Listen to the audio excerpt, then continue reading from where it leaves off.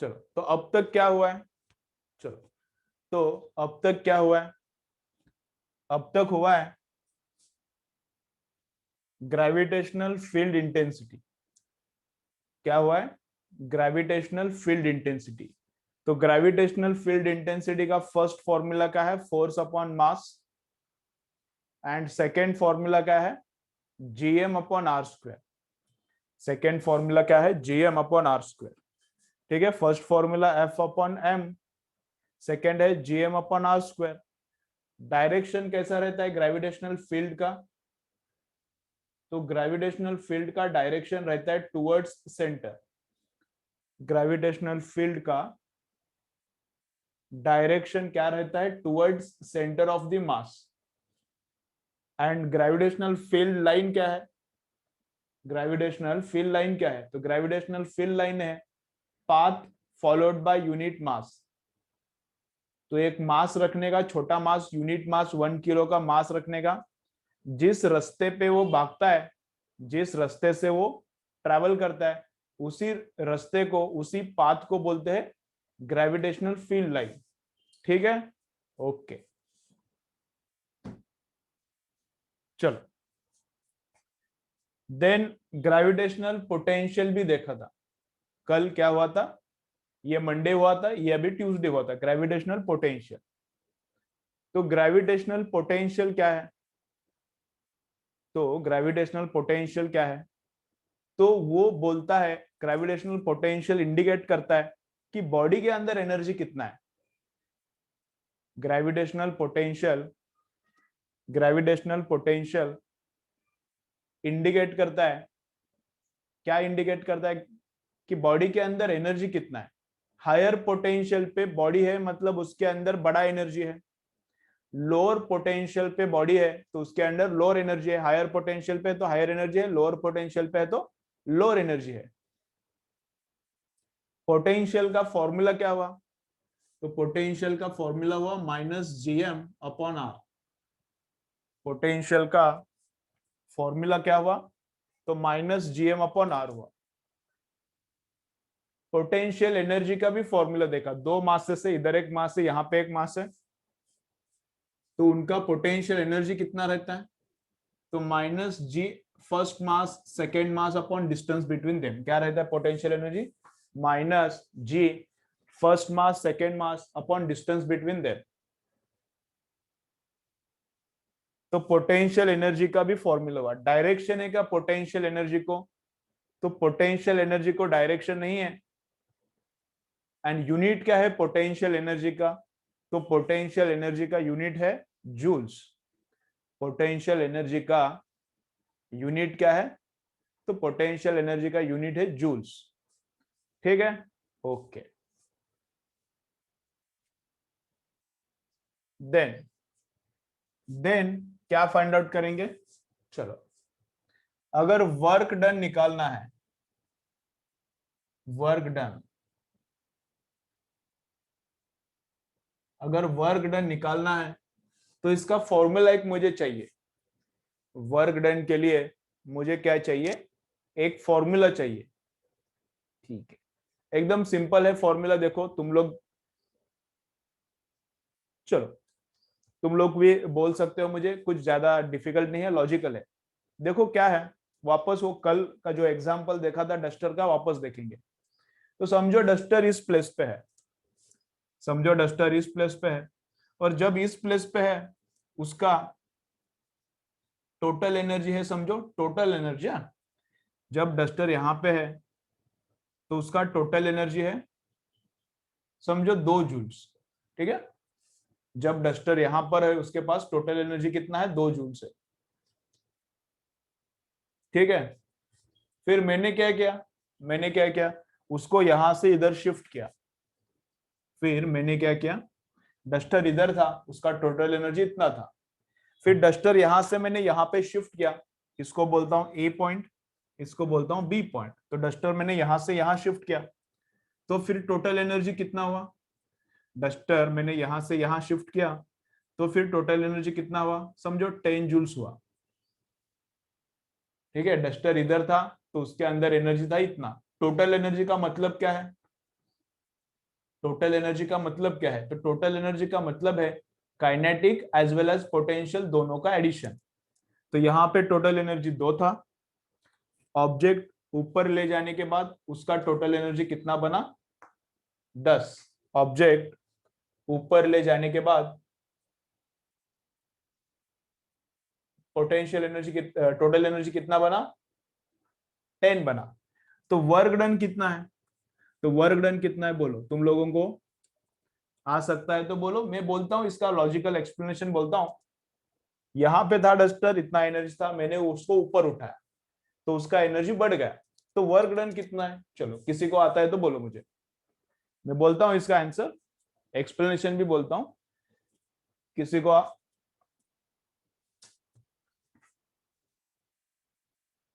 क्या हुआ रे? आज स्टूडेंट्स किधर गए? आज क्या है? 5-6 स्टूडेंट्स नहीं दिख रहे आज। ठीक है, सबको बोलो, सबको बोलो कल से स्टार्ट करने का लेक्चर्स।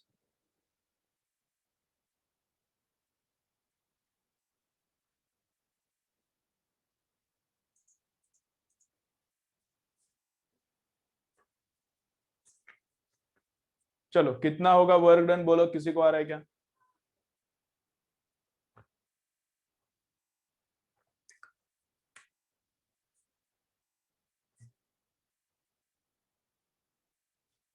देखो कितना आ रहा है वर्क डन। तो वर्क डन आता है, देखो नहीं आ रहा तो कोई बात नहीं, देखो इधर सिंपल सिंपल देखो। देखो work done and energy, energy का हिसाब एकदम ऐसा सिंपल रहता है। एनर्जी का हिसाब, एनर्जी का हिसाब पैसे जैसा रहता है। कैसा? अकाउंटिंग जैसा रहता है। तो इसके पास पहले कितना था? 2 एनर्जी था। चलो इधर देखो रे, चलो चलो,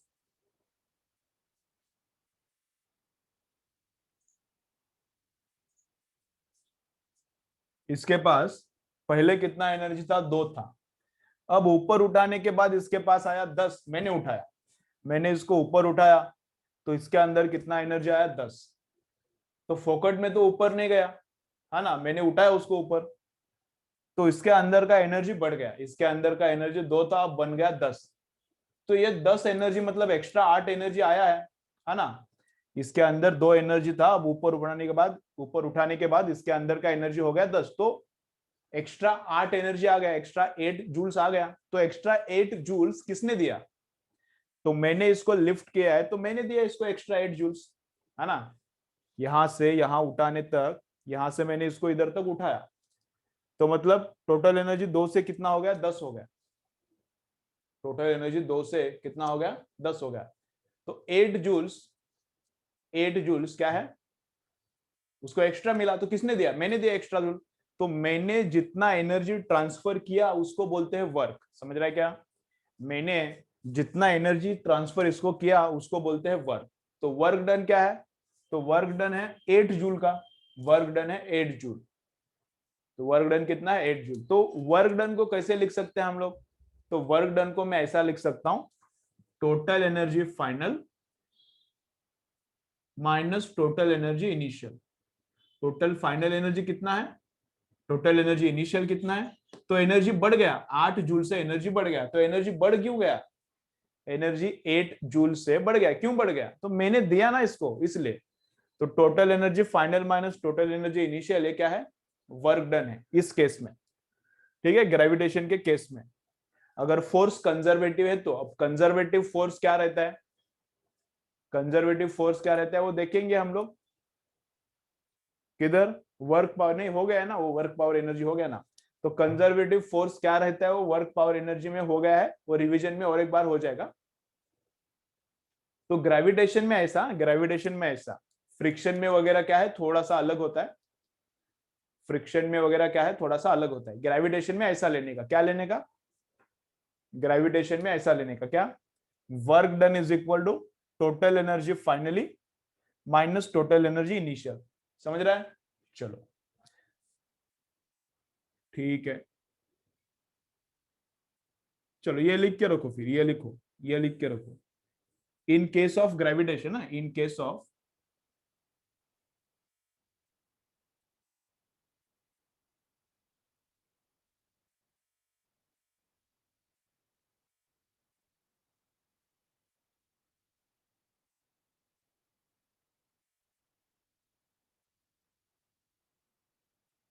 ठीक है, कब ट्रू है, कब ट्रू है ये वाला इक्वेशन, कब ट्रू है, जब फ्रिक्शन नहीं है एंड विस्कोसिटी भी नहीं है। जब फ्रिक्शन नहीं है एंड जब विस्कोसिटी नहीं है तब ये ट्रू है। अगर फ्रिक्शन है विस्कोसिटी आता है तो थोड़ा सा चेंज करना पड़ता है इसको, मैं बोलता हूं जैसे जैसे आएगा आगे, और कोई चैप्टर में ये आता है तो बोलता हूं मैं। तो फ्रिक्शन नहीं रहना चाहिए, विस्कोसिटी भी नहीं रहना चाहिए। अब अपना जो चैप्टर है ग्रेविटेशन ये है, तो इस चैप्टर में ना तो फ्रिक्शन है ना तो विस्कोसिटी है। इस चैप्टर में फ्रिक्शन भी नहीं है, विस्कोसिटी भी नहीं है, तो वर्क डन का ये फॉर्मूला इधर चलता है। ठीक है, विस्कोसिटी मतलब, बोलता हूं मैं, इतना लिखो फिर बोलता हूं, ये मत लिखो, एग्जाम्पल मत लिखो। विस्कोसिटी क्या है बोलता हूं, ये फॉर्मूला लिखो वर्क डन का, और कंडीशन क्या है, no friction no viscosity, no friction no viscosity. Viscosity क्या है बोलता हूं मैं, इतना लिखो।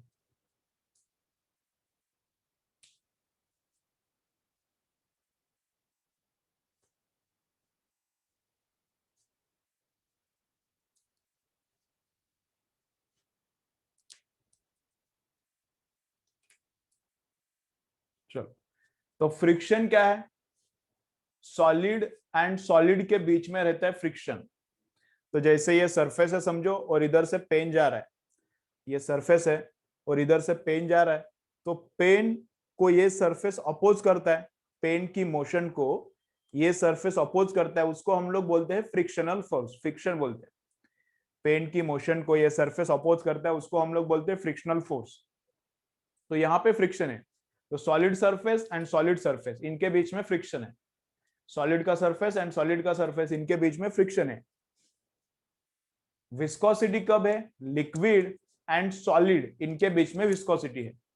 तो समझो यहाँ पे एक बकेट है, ठीक है, समझो यहाँ पे एक बकेट है, उसके अंदर वाटर है, उसमें मैंने हाथ क्या किया, डीप किया। बकेट है, बकेट के अंदर वाटर है, उसमें मैंने हाथ डीप किया और हाथ को घुमाया। बकेट के अंदर वाटर है, उसमें हाथ डाल के हाथ घुमाया, तो हैंड को अपोजिशन होता है। हैंड जब मूव होता है, मेरा हाथ जब मूव होता है तो उसको अपोजिशन होता है। तो उसको जो अपोजिशन कर रहा है, हाथ को, सॉलिड सरफेस को, लिक्विड, सॉलिड सरफेस को लिक्विड जो अपोजिशन कर रहा है उसको बोलते हैं विस्कोसिटी। समझ में आ रहा है? तो लिक्विड एंड सॉलिड, उसमें से मैं हाथ घुमाता हूं, लिक्विड से अगर मैं हाथ घुमाता हूं तो उसको उधर विस्कोसिटी काम कर रहा है। अगर सरफेस पे ये ऑब्जेक्ट घूम रहा है तो इधर फ्रिक्शन काम कर रहा है। Got it? समझ रहा है? चलो, तो वर्क डन का फॉर्मूला लिखा है, ठीक है। अब एकदम मस्त कंसेप्ट करेंगे, escape velocity. Already escape velocity तुम लोगों को 10th में हुआ था, उसका डेरिवेशन। अब 10th में समझा था नहीं समझा था मुझे पता नहीं, शायद तुम्हारे टीचर को भी समझा होगा कि नहीं समझा होगा, वो भी शायद, वो भी पता नहीं है तुम लोगों को, ठीक है ना।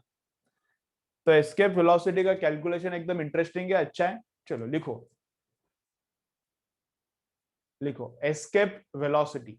चलो नेक्स्ट कंसेप्ट लिखो, एस्केप वेलोसिटी।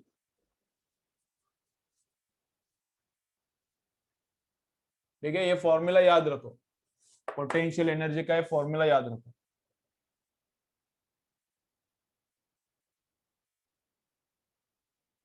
ये फॉर्मूला लगने वाला है, ठीक है। चलो, तो नेक्स्ट कंसेप्ट लिखो, एस्केप वेलोसिटी।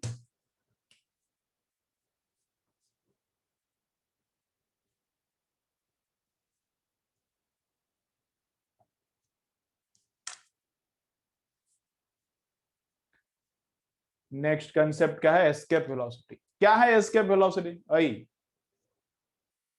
एस्केप वेलोसिटी क्या है, एस्केप वेलोसिटी? तो देखो, क्या करने का, मेरे हाथ में पेन है, मेरे हाथ में पेन है, मैंने इसको, मेरे हाथ में पेन है, इसको क्या किया मैंने, ऊपर फेंक दिया, तो ऊपर जाएगा फिर नीचे आएगा। हाँ, स्लो वेलोसिटी है तो इधर तक जाके आएगा, थोड़ा बड़ा वेलोसिटी है तो और थोड़ा ऊपर जाके आएगा। ठीक है, चलो, तो क्या है ऐसा, देखो ये है अर्थ और मैं है इधर खड़ा हूं मैं, ठीक है। और बॉल को ऊपर फेंक दिया तो बॉल ऊपर जाएगा फिर नीचे आएगा। बॉल को ऊपर फेंक दिया तो बॉल ऊपर जाएगा नीचे आएगा, ठीक है। वेलोसिटी बढ़ा दिया, बॉल का ऊपर का जो वेलोसिटी है बढ़ा दिया, तो वेलोसिटी बढ़ा दिया तो और ऊपर जाएगा फिर नीचे आएगा। बॉल का वेलोसिटी बढ़ा दिया तो और ज्यादा हाइट पे जाएगा और नीचे आएगा। वेलोसिटी और बढ़ा, हाँ, फिर गया ऊपर, फिर नीचे आया और फिर नीचे आया, ठीक है। और वेलोसिटी बढ़ाया और वेलोसिटी बढ़ाया, अब इतना वेलोसिटी लगाया कि गया वो वापस आया ही नहीं। इतना वेलोसिटी से बॉल को फेंक दिया कि बॉल अभी गया वापस आया ही नहीं, ठीक है। इसको बोलते हैं एस्केप वेलोसिटी, समझ रहे ना। तो पेन को ऊपर फेंका तो पेन वापस आ रहा है। अब इतना वेलोसिटी से पेन को ऊपर फेंकने का, पेन को इतनी वेलोसिटी से ऊपर फेंकने का कि पेन जाना चाहिए, वापस आना नहीं चाहिए, वापस आना ही नहीं चाहिए, जाना ही चाहिए। तो इसको बोलते हैं एस्केप। तो किससे एस्केप हो गया, पेन किससे एस्केप हो गया। एस्केप मतलब किधर से तो निकल गया। तो पेन किधर से निकल गया, किससे एस्केप हो गया, तो पेन एस्केप होता है ग्रेविटेशनल फील्ड से। तो इतना velocity, so that minimum velocity required so that object escapes from earth's gravitational field, उसको बोलते हैं एस्केप वेलोसिटी। मिनिमम वेलोसिटी कितना देना पड़ेगा पेन को, सो दैट पेन क्या होगा, उस वेलोसिटी से पेन को फेंक दिया तो पेन जाएगा और वापस आएगा ही नहीं। तो मिनिमम वेलोसिटी कितना, जितने से अगर फेंका तो object escapes and doesn't come back, escapes from earth's gravitational field, तो उसको बोलते हैं एस्केप वेलोसिटी। चलो डेफिनेशन लिखो उसका शॉर्ट में, उसका डेफिनेशन शॉर्ट में लिखो, एस्केप वेलोसिटी का डेफिनेशन शॉर्ट में लिखो। चलो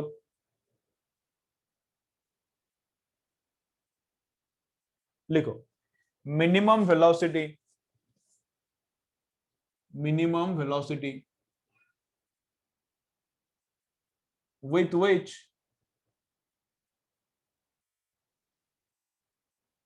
minimum velocity with which object should be projected, minimum velocity with which object should be projected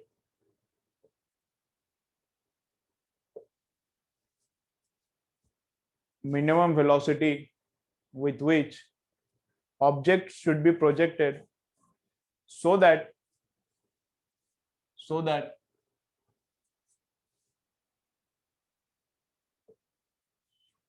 minimum velocity with which object should be projected so that it escapes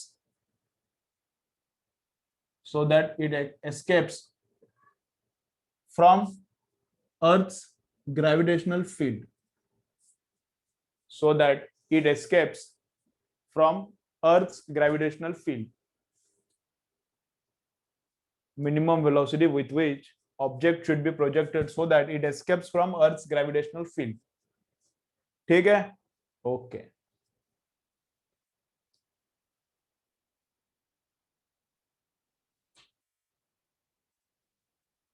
चलो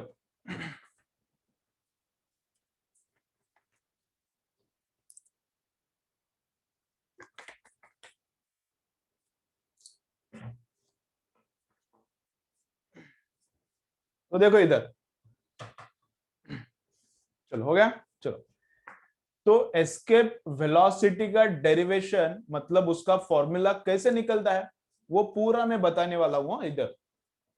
escape velocity का formula कैसे निकलता है तो वो पूरा मैं यहाँ पे बताने वाला हूँ। क्यों बताने वाला हूँ, क्योंकि वो न्यूमेरिकल में लगता है इंफॉर्मेशन।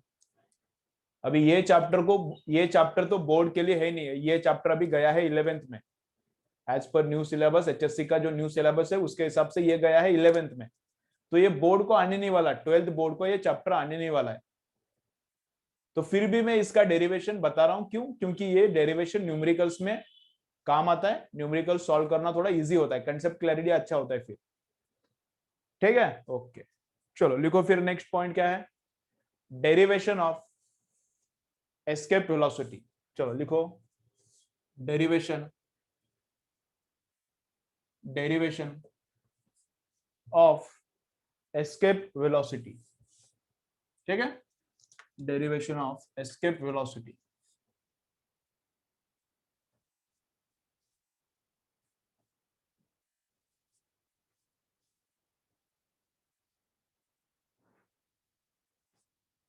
चलो सब लोग देखो एकदम फुल कंसंट्रेशन है, देखो सब लोग देखो एकदम फुल कंसंट्रेशन से देखो क्या हो रहा है। देखो एकदम इंटरेस्टिंग भी है, थोड़ा सा डिफिकल्ट भी लगेगा, लेकिन जिनको अंडरस्टैंड होगा उनको एकदम मस्त इंटरेस्टिंग लगेगा। तो थोड़ा सा कंसंट्रेट करो, अंडरस्टैंडिंग होगा सबको। थोड़ा सा डिफिकल्ट है, कंसंट्रेट करो, अंडरस्टैंडिंग होगा। अंडरस्टैंडिंग होने के बाद एकदम मजा आएगा फिर। और न्यूमेरिकल सॉल्व करते वक्त इसका बहुत ज्यादा बेनिफिट होता है, तो अंडरस्टैंडिंग होना ही पड़ेगा। चलो देखो अभी क्या है। तो इधर ऑब्जेक्ट है, इधर ऑब्जेक्ट है, इसको मैंने कितनी वेलोसिटी से अभी थ्रो किया। यहाँ पे ऑब्जेक्ट है, इसको मैंने थ्रो किया कितनी वेलोसिटी से, तो एस्केप वेलोसिटी से मैंने उसको थ्रो किया। यहाँ पे ईएस है नीचे, इधर ऑब्जेक्ट है, इसको मैंने ऊपर थ्रो किया, ऐसा ऊपर ऐसा थ्रो किया। कितनी वेलोसिटी से थ्रो किया, तो एस्केप वेलोसिटी से मैंने उसको थ्रो किया। तो ऑब्जेक्ट जाएगा जाएगा जाएगा जाएगा, आना ही नहीं चाहिए, एस्केप होना चाहिए, मतलब किधर जाना चाहिए, ऑब्जेक्ट वापस आना ही नहीं चाहिए। मतलब किधर जाना चाहिए, जहां पे ग्रेविटी जीरो है उधर जाना चाहिए, है ना। ये ऊपर अगर ऑब्जेक्ट जाता है तो वापस नीचे क्यों आता है। यहां से ऑब्जेक्ट देखो, ये पेन, देखो ये पेन ऊपर जाता है तो वापस नीचे क्यों आ रहा है, क्योंकि ऊपर जाने के बाद यहां तक उसका वेलोसिटी खत्म होता है, ग्रेविटी नीचे खींच रहा है ना।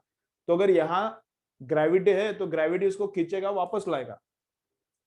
इसको फेंका तो ये वापस नीचे क्यों आ रहा है, तो ग्रेविटी इधर तक है, तो ग्रेविटी इसको नीचे खींचता है, इसलिए ये नीचे आता है वापस। अब ये कितना दूर जाना चाहिए, इतना दूर जाना चाहिए कि वहां पे ग्रेविटी है ही नहीं।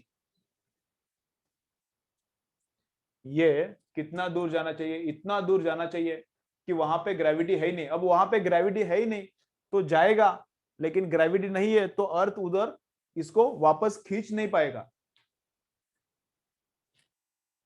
ये अगर ग्रेविटी जहां पे जीरो है उधर चला गया, तो ये जाने के बाद अर्थ उसको वापस खींच सकता है क्या, नहीं है, उधर ग्रेविटी है ही नहीं, एक्सेलरेशन ड्यू टू ग्रेविटी उधर है ही नहीं। तो अर्थ इसको वापस खींच नहीं पाता, तो किधर जाना चाहिए ऑब्जेक्ट, जहां पे ग्रेविटी जीरो है उधर जाना चाहिए। एस्केप वेलोसिटी से थ्रो करने के बाद ऑब्जेक्ट किधर जाना चाहिए, जहां पे ग्रेविटी जीरो है उधर जाना चाहिए।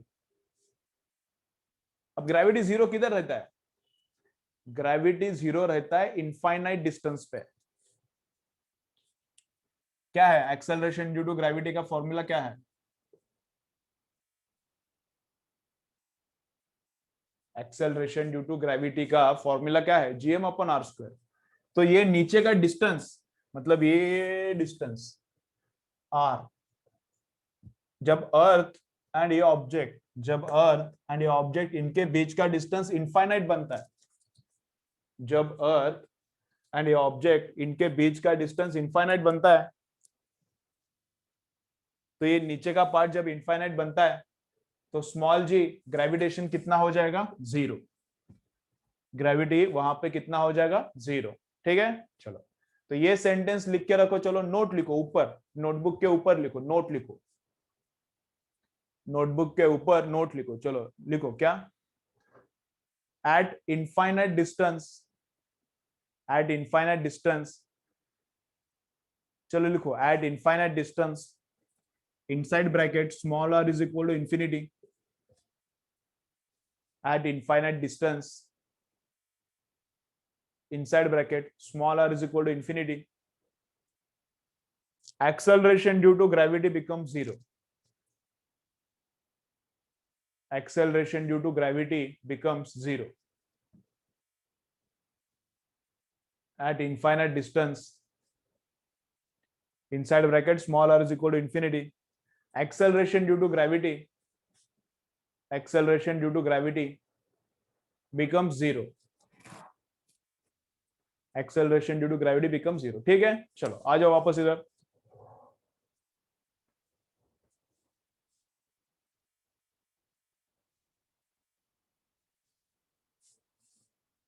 चलो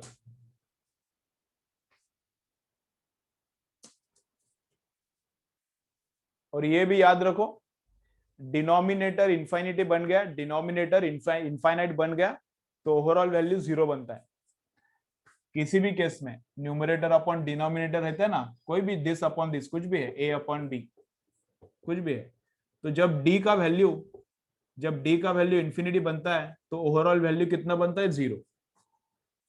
जब डिनोमिनेटर बहुत बड़ा बनता है, जब डिनोमिनेटर बहुत बड़ा बनता है तो ओवरऑल वैल्यू क्या बनता है? 0। ये भी याद रखो।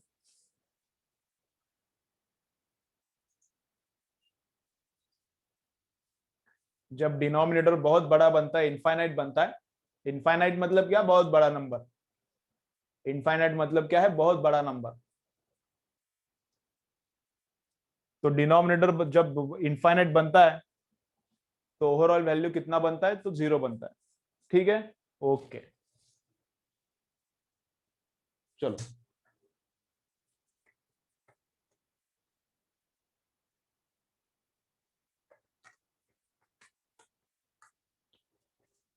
चलो, तो क्या निकालना है देखो, चलो चलो वापस आ जाओ इधर। थोड़ा सा हेवी लगेगा, थोड़ा सा दिमाग को हेवी लग सकता है, लेकिन इसके ऊपर जो न्यूमेरिकल्स है सब में ऐसा ही करना पड़ता है।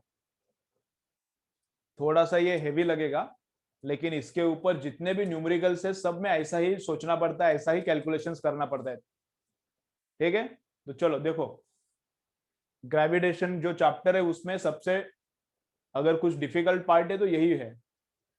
ग्रेविटेशन चैप्टर में कुछ थोड़ा डिफिकल्ट पार्ट है तो यही है, तो थोड़ा अच्छे से ध्यान दो। चलो चलो, तो वापस आ जाओ इधर। तो ऑब्जेक्ट को थ्रो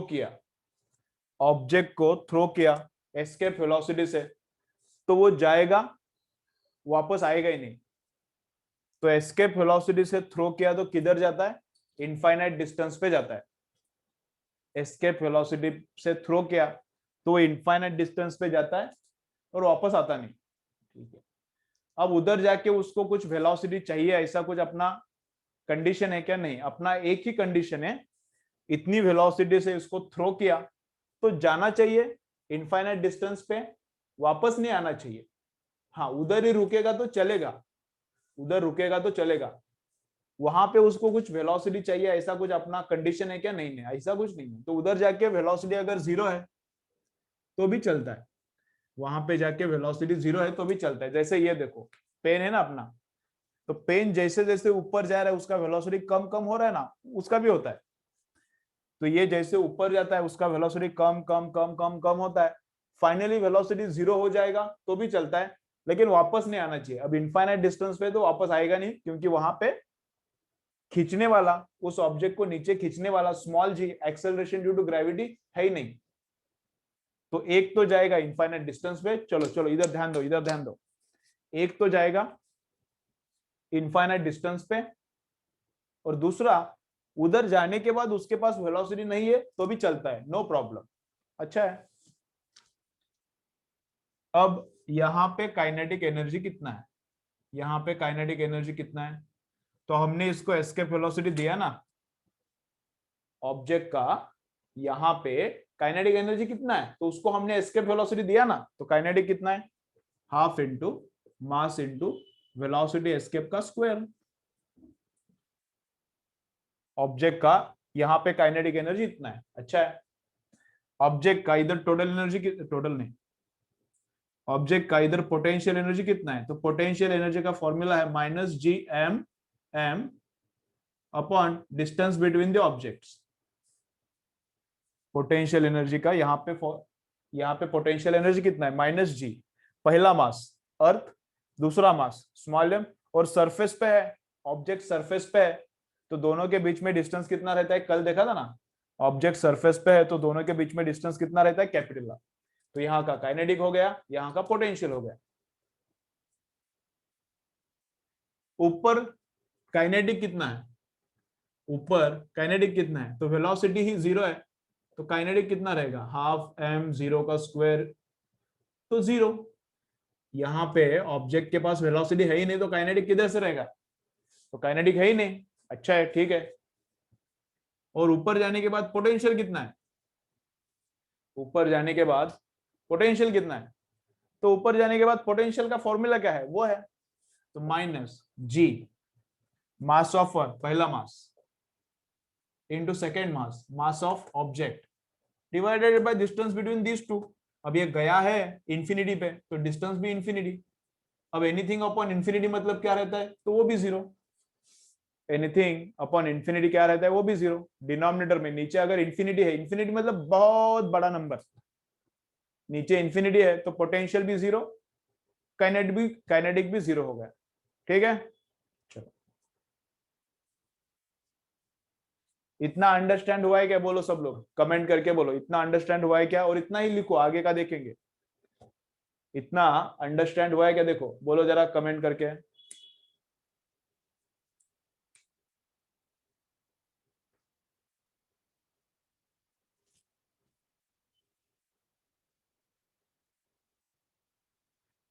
ठीक है, चलो इतना लिखो, इतना लिखो, आगे का पार्ट में बोलता हूं, इतना लिखो पहले।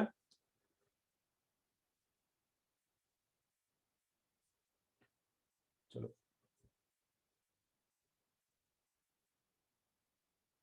रिपीट एक बार कनेक्ट करो, अभी टाइम खत्म होते आया है फर्स्ट मीटिंग का टाइम खत्म होते आया है अभी, तो वापस एक बार कनेक्ट करो और फिर लिखो, उसके बाद फिर नेक्स्ट पार्ट देखेंगे, इसका आगे क्या करना है देखेंगे। चलो रिपीट एक बार कनेक्ट करो।